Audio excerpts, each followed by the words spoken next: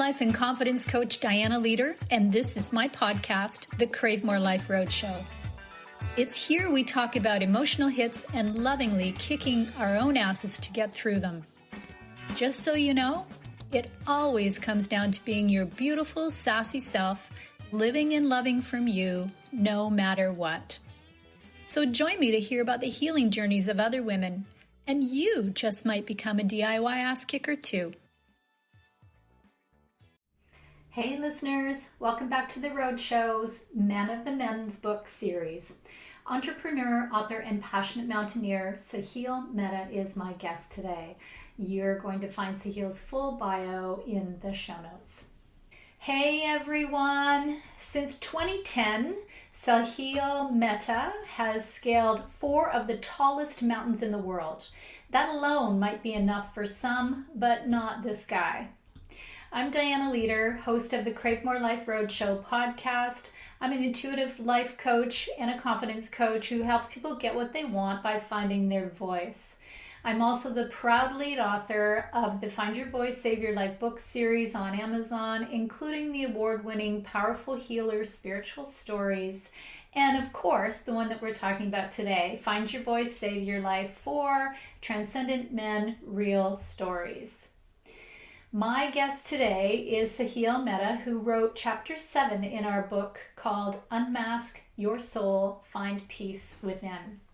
Saahil has indeed scaled 4 of the tallest mountains in the world, but it was only when he was able to conquer his self-limiting mindset and habits that he was able to reinvent his life. From mental focus to physical excellence, from beautiful relationships to efficient environments, Saahil's singular focus on decluttering what no longer serves his life's true calling and purpose enabled him to scale the actual summits of the world as well as the metaphorical summits of his own personal mastery. Welcome to the Roadshow, Saahil. Nice to have you here. Such a pleasure to be here. Thank you. So let's get right into the heart of the matter and talk about transcendence. I want to know what your take on it is. It's been very different for all the guys, and I have to say I can't count the number who have told me that they actually had to look it up. So what's your understanding of transcendence? You know, many people associate it with some sort of tragic event that's happened in their life, perhaps a death, a separation, an accident. In my case, it was a little bit different. It was tasting better. You know, I was going through life, married, 2 kids, work going well, living a happy life, great community and friends. And so from the outside, it looked, great. And many would possibly say, I wish I had his life. Mm-hmm. But the reality was I wasn't happy. You know, I couldn't put my finger on it, but something just didn't feel right. And I kept telling people that it was not bad enough to go seek assistance, but it was bad enough that it was an irritant in my life. Right. And so that all changed in the spring of 2016 when I went on this trip with some fellow entrepreneurs, and we agreed to 2 words. And those 2 words were no judgment. And that's when this huge pressure, I felt it just, coming off my shoulders. I didn't have to pretend to be someone that I'm not. I didn't have to be a people pleaser. And that's what really set me free. And then during those 4 days of no judgment, I experienced what it was like to be me for 4 days straight. And that was euphoric. And I know that might sound strange to a few people, and they go, hey, but of course you're you, but I wasn't. I was wearing these masks, and the one that was most dominant was pleasing other people. And when I really reflect on it, I think it comes a lot from my relationship with my father. He loved me dearly, but if I came home from a test and I got 9 out of 10, for example, he would point out that one that I got wrong, and he goes, "Why'd you make that mistake?" Versus, wow, you did great. There was, 9 out of 10. Bravo. That's great. And so, in my years, in my 40s, I had a conversation with him and I asked him, I said, how come you didn't praise me? And he said, if I praised you, I felt that you would become weak. Ah, And so I was always seeking approval, and I was, seeking approval from others, and hence the mask of, let me please others. But on this trip, I didn't have to please anyone. I could just be me. And I had a taste of how beautiful life could be. And that's when I realized that I can't go back. right. Because if this is how beautiful life is, this is how I want to live all day, every day. Yes.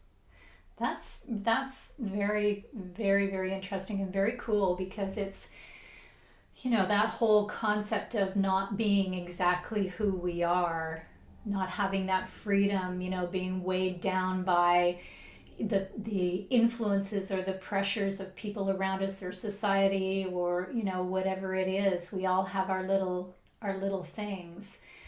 It really does hold us back in a huge way. So kudos.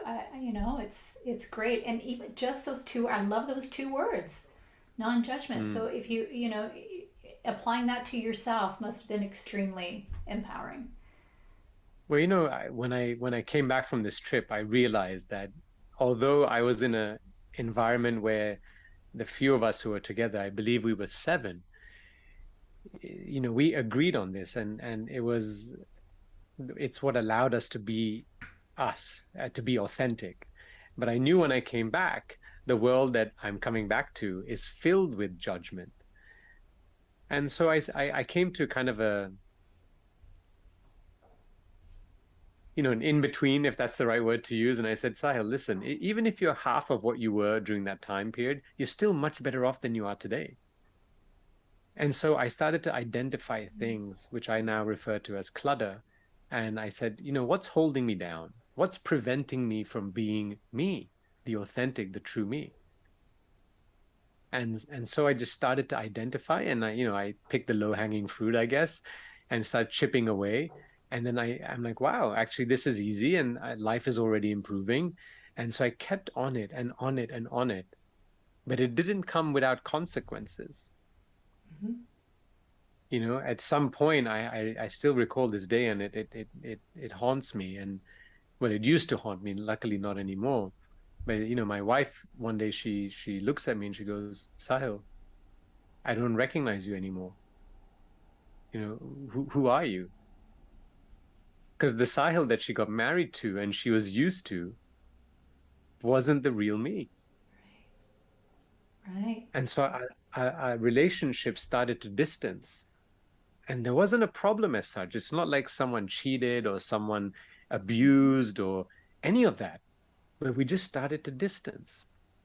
And we start, if it weren't for the kids, we're just kind of scratching our heads going, well, why are we even together? We're just here filling a role of being a mother and a father.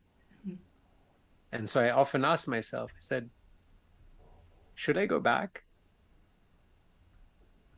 You know, but that's when I was torn and I said, I've worked so hard to get to this stage. And so I asked myself the following questions. I said, Sahil, are you doing anything wrong? Are you doing anything that you're intentionally trying to hurt someone? And the answer was no. I said, am I doing everything with love? And the answer was yes. Mm. What I realized, it was a communication gap. And so I just, we both asked each other, do we want to be in this relationship? Right. Luckily, both said yes. And then it was a matter of just bridging that gap.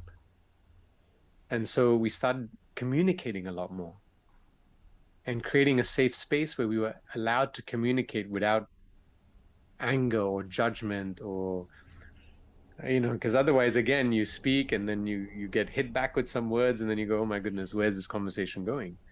But it's almost like a rules of engagement. We agreed on it, and every time someone went off track, we made it a point to bring the other back on. Right. Right. And so through that communication, we were able to bridge that gap, and then our relationship started to flourish again. And what's Beautiful. nice now is that at least I found that she's become more authentic as well in the relationship. Mm. So now we are loving each other for who we are and not what the other wants the other to be, if that makes sense. Right. And you know what I love about that is that the you gave her permission to be who she is by doing what you being yourself.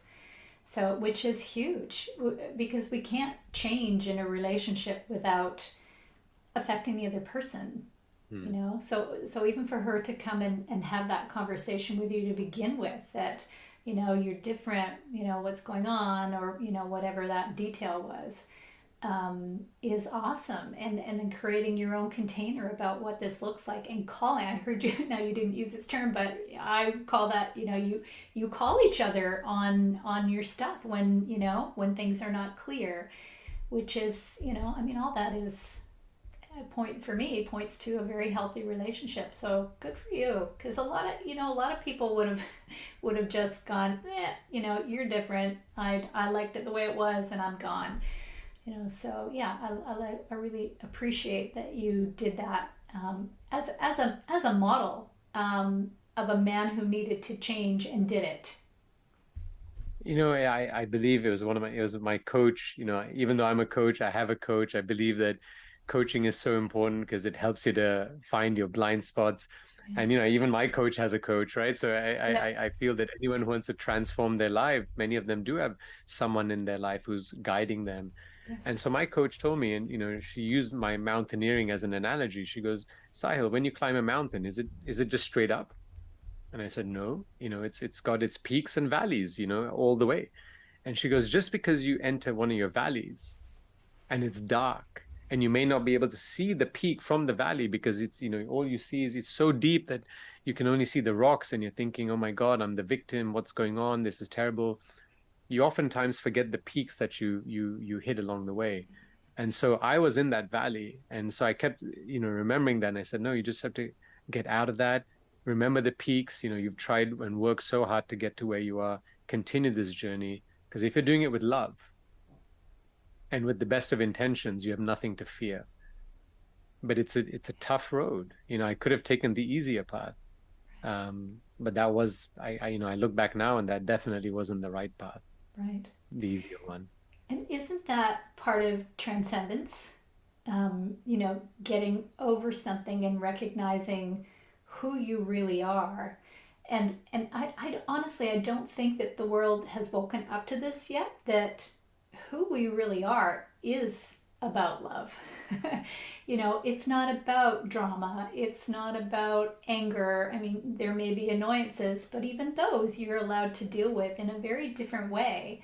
I mean, it's really quite a special, I think, a special place to get to in our lives, so that we can lead with love. And I certainly experienced that from all of the authors in this book. I love what you just said. I previously I used to be a firecracker, right? I mean, it was a short fuse and I would just blow up. And I've replaced that with curiosity. If someone doesn't agree with something or says something that is against what I believe to be the right thing, rather than getting upset, and which I feel is a form of judgment, I say, hey, I'm curious to understand why it is you said what you said, or you did what you did, or what is it about this that makes sense to you? Right. And it's amazing because I hear these perspectives now that I wouldn't have thought of myself. Mm. And I go, you know what? There is some logic in that, or, that does make sense. I guess I just didn't see it. Now, I still may not agree with it, and that's okay. But at least I took the effort to understand their perspective Yeah. through asking questions. Yes. Right. That's awesome. So that is one of the ways that you decluttered, obviously. Mhm. So, what are some other things that you shifted from your life or within your life? I would say a lot of it is awareness. I know a lot of people keep hearing this again and again. My usual routine was get up, go to the kids' room, wake them up, get them ready for school, feed them breakfast, drop them, come back, work out, get ready myself, get to the office, work, lunch quickly, get back, work, come back, and barely enough time to spend with the kids before putting them to bed, eat late around 8 p.m. too tired to do much. So, just kind of hanging around with family and friends and then go to bed and then repeat. So I'm like, what kind of a life is that? I'm just constantly on the run. And I said, I need to spend time with myself. And so the only time I found which I could be consistent with was the mornings. And so I woke up a little bit earlier and I just spent time with myself, you know, um, energizing myself through yoga poses or breath work, through meditation, just to kind of center myself and asking myself, who do I want to be today? Mm. A lot of people focus on the doing. Oh, I've got this checklist. I got to do this, and that list Yeah. keeps growing. I don't know about other people, but mine has never been complete. It just keeps Yes. growing. But I never used to ask myself, who do I need to be today? And so when I started just being more reflective and thinking of how I need to show up in the world, and taking that time to energize myself in the mornings, I felt I was much more prepared during the day to take on whatever came my way. And whenever things started going off track, one of the best questions that I ask myself is, am I being the person I want to be right now? Mm. I love that. Yeah. That's amazing. Yeah, I mean, we will be influenced whether we choose to be or not. Circumstances will happen, um, and we have to kind of take responsibility for that. And Yeah. I love that. And first thing in the morning, yeah, that's kind of my time too. But to ask yourself those questions about being the person that you really want to be is huge, and particularly when you get into some of the conflict that that may arise. Right? Oh, It's absolutely. And awesome. people tell me, oh, they say, oh, Sahil, you're so calm. And I say, look, I'm not calm all the time. I still can lose my patience. I can still lose my anger. However, it takes a lot more for me to get there, number Yeah. one. And if it does happen, it dies down very quickly as well Right. because the Right. level of awareness is higher. And I constantly am asking myself, is this really who I want to be right now? Am I being the person I want to be right now? And the answer is no. Then I go, okay, well, how do I want to be? And then quickly. So it comes with practice, I guess, and constantly just checking in with yourself. But it doesn't mean it's not going to happen. It will happen, but it's going to be less often. And I would say a lot less damaging. Yes. Yeah. To both parties. Yes, of It's course. yeah, that misalignment that we experience when we're not being ourselves is not healthy for us in any way. And I love what you just said because, when I read this, it resonated with me so much. And I forget who wrote it or where I read it, but it was when you get angry, the first person you're hurting is yourself. So if you really have self-love and you care about yourself, why would you want to hurt yourself? Yeah. I mean, just think of what's going on in your body when that anger just builds up and you're about to explode. You're harming yourself. Yeah. Yeah. Absolutely. Yeah. Awesome. So, why is it important for you to tell the story that you have in the book? When I first started writing, and this is, this book, I'm so humbled to be a part of it, and with 21 other amazing men authors. Um, I remember when I first wrote my book prior to this, Break Free: A Guide to Decluttering Your Life. I had the shivers, I'm like, oh, and the jitters. I'm like, oh, but what if people give a bad review? What if people, write things that will hurt me and so forth? And I was afraid. And then I came across this great speaker, Marshall Goldsmith, and he said, he said to me, Sahil, what's more important? Your feelings and perhaps getting hurt by a few people that may not like your work, or possibly impacting thousands and thousands of people? Mm. And I said, you know what? He's right. I have to get over. how I feel, because it's not about me. It's about the reader. Whoever it is on the other end who's reading these pages, if it can impact their life and just make their life a little bit better, it's worth it.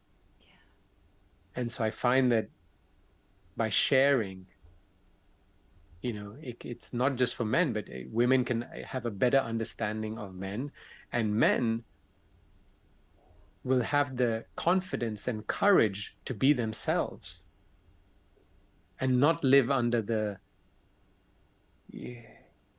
rules that they grew up with, that you're the man of the house, you can't show emotions, that's weak.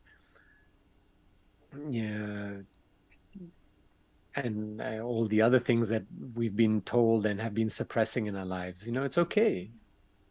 And I have to say, I actually, this is thought just came in my head. My pet name growing up was Iceman. Oh, You know, yeah, that's because interesting. people couldn't read my emotions, and and I believe I'm still a good poker player because of that. Um, but today, now I sometimes I watch my kids performing on stage. I'm tearing, they're tears of joy just watching them grow to who they are becoming. I watch something emotional, in a movie or something, I tear up. I see children. Children are my weakness. I see children achieving something, I get emotional, but that's okay, and I feel free now. I don't feel, oh my God, I can't show this. Let me turn my head away and um, let me Yeah. walk away, or whatever it is that I was doing before. And I'm like, it's okay. I've accepted this. This is who I am, and the world can see me for who I am, because I'm, and we all are children of the divine. And I move from this living with fear to living more with love and faith to the divine. And that, I think, has been one of the biggest shifts in me. And that's what I'm hoping that others can have in their life, where they move away from fear, which unfortunately has really engulfed our world over the last couple of years, and move Mhm. towards, faith and love. Mhm. Mhm. That's a really big one, and I love it because and whatever our beliefs are, um, they're important. They give us a grounding. Um, and I don't, I know from my own experience that anything spiritual that has happened to me has been about encouraging me to be myself, and nothing more.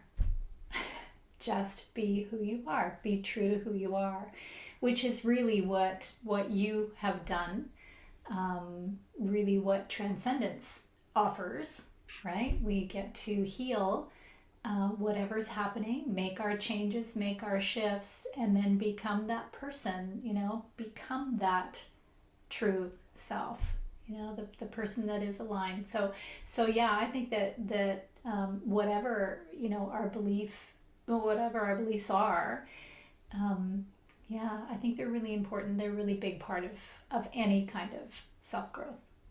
Yeah, and I love what you said, because again, I read, I think the name of the book is My Journey Home, and in that, this gentleman who ended up finding himself and his faith, he came across a priest in a church on his travels in Europe, and he was saying that, I feel guilty because I hear about Jesus, and it's not the religion I follow, but I still have love towards it. And the priest said that, it doesn't matter which religion you follow. You could be following Islam, Judaism, Buddhism, Hinduism, Christianity. The point is, all of these are taking you up the mountain to becoming the best version of yourself.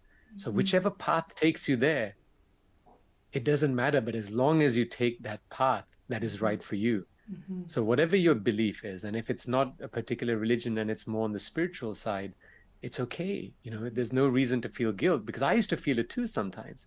And then I realized that no, all of these are beautiful and they all come with so much love. Just walk that path and keep walking up.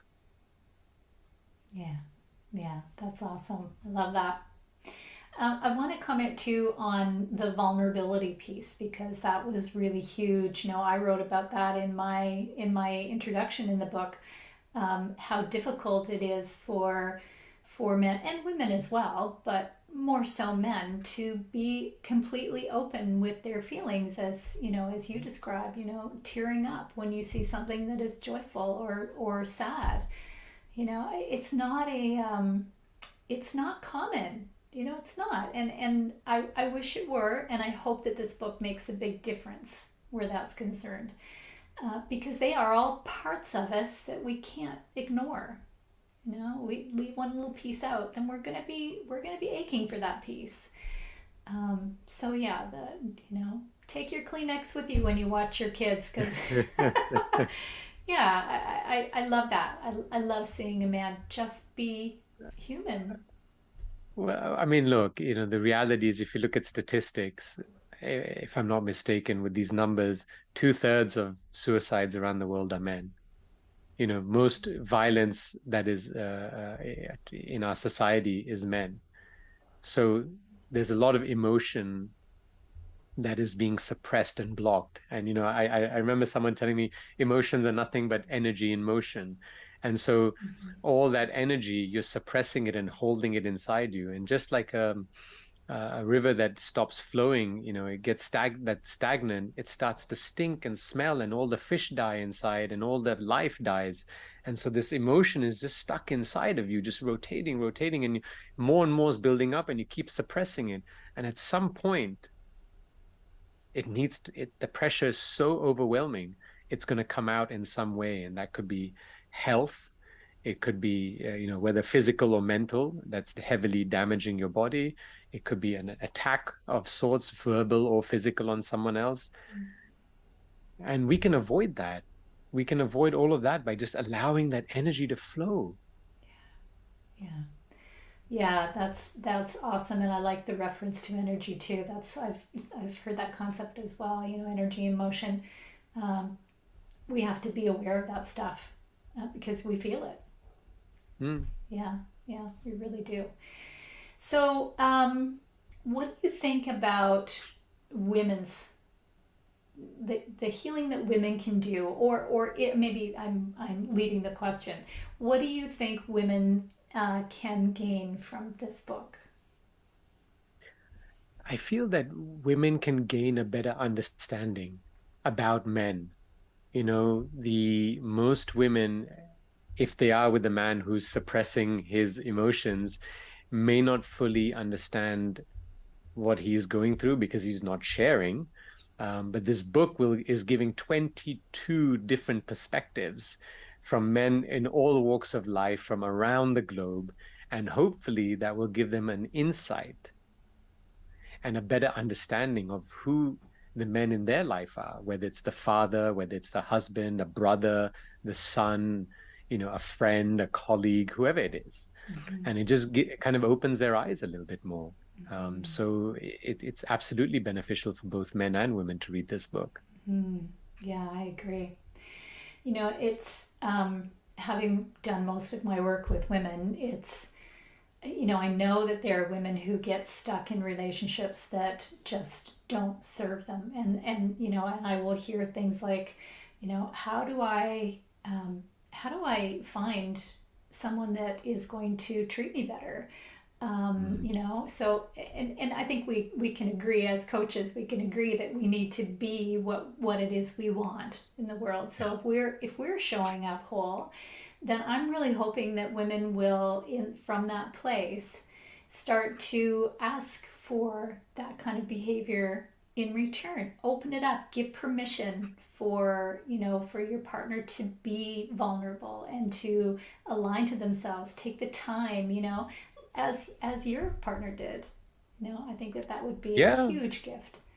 And if the person on the other side still has troubles opening up, there are so many men's groups that are now, popping up everywhere around the Mm-hmm. world, Mm-hmm. where it's like an accountability group, if you want to call it that, or a safe space for men to show their vulnerability. Because even if they're a little bit hesitant in front of their partner, they can do it in the men's group where it's a safe Yes. space where they're not going to get judged. So Yeah. even if you are unable to open up that channel with your life partner or your family member or whoever the man is, you can certainly find a men's group and point them in that direction. That's Yeah. another option that's available. Yes, absolutely. Are you running a And men's then to group? and so I am in these forums. It's not men only. We do have men and women. I'm absolutely okay with that. But it's we meet once a month where we are able to really share what we refer to it as our 5%. It's the 5% that you may feel uncomfortable speaking to your colleagues, your family, your friends, your Mhm. whoever it is in your life. But here you're in that safe space of no judgment where you meet on a monthly basis and you can open up about anything. And what happens is other people share um, similar examples when they've gone through similar feelings. So, if you talk about, I don't know, anxiety or depression, for example, they will share an experience in their life when they felt anxious or depressed and how they overcame. So no one tells each other what to do, but we simply share our experiences with one another. And that gives all sorts of ideas. And then it opens the door to have, more in-depth conversations if you Yeah. wish. Yeah. Yeah. So it's very powerful. You don't have to have a challenge in your life to be a part of these kind of groups. I think it's great to have regardless. Yeah. Yeah, I do as well. I think that kind of support is fantastic. Yeah. Yeah, and to add a comment for the women out there who want to find a man who's going to treat them right, I always say if you find a man who treats himself right, he's probably going to treat you right as well. Yeah, Right. it starts if he's not treating himself right, it could very well come across that he's the same with other people in his life. So I that's agree. usually one secret that we can share. Yeah, I agree. I absolutely agree with that. And I think just back to the men's group piece, there are three or four of the authors who are either have been doing men's groups already or are starting men's groups. So if you can't, listeners, sorry, and readers, if you can't see in the book which ones are doing that, then you're most welcome. My email is in there, so you're most welcome to contact actually any of the authors or myself, and we'll point you in the right direction to who is doing it. Maybe somebody local to your community. I think they're amazing. I think that men's groups are, yeah, I think it's really necessary, and to think about that whole process of healing and becoming who you are, and to do that in a safe space with other men who are experiencing or have experienced that, I think is extremely powerful. So yeah, happy that it's happening. Yeah, and I'd love to share one experience. I was part of a men's group for a while, and then I shifted to one with men and women because I did want the female perspective as well. Mm-hmm. But while I was in the men's group, I did see some men who came and week after week, or I think it was every 2 weeks, sorry, they would come, but they wouldn't participate. Mm-hmm. And that was still an improvement because they found value in coming and at least hearing other people's stories and how they dealt with whatever was going on, that challenge in their life. And I'm hoping that after I left, some of these men, after maybe 5 or 6 sessions, would have finally opened up. Yeah. But just hearing other people and knowing that you're not the only one who's struggling with this is also very helpful. So Yes. it's such a huge benefit um, to have these groups which we can participate in. Yeah, yeah, I agree. And it goes back to your comment earlier about awareness, and awareness is everything in terms of our growth path and just how we live who we are. If we don't allow ourselves to be aware in any way, then we're really kind of isolated.